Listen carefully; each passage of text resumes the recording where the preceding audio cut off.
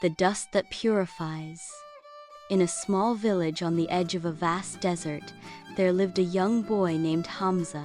He was kind-hearted, always eager to learn, and never missed his daily prayers.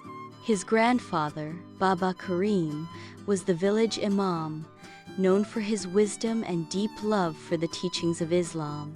One day, the village's only well dried up. The scorching sun beat down harder than ever, and the people grew weary.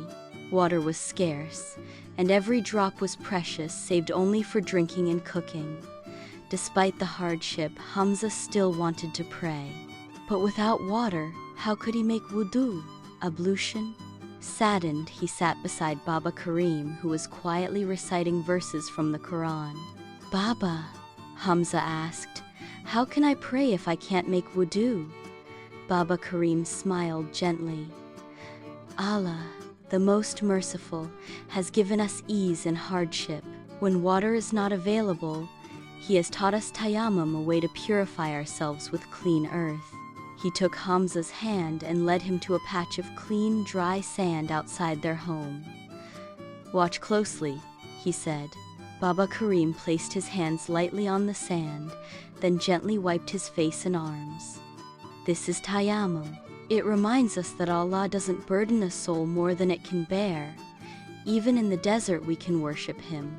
Hamza repeated the act, his small hands patting the earth with care.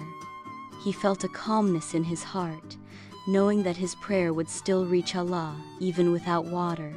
That evening, under the setting sun, Hamza stood to pray with clean hands covered in dust, not as a sign of filth, but as a symbol of mercy, faith, and the beauty of Islam's simplicity. And so, in a dry land with no water, the boy's spirit remained refreshed.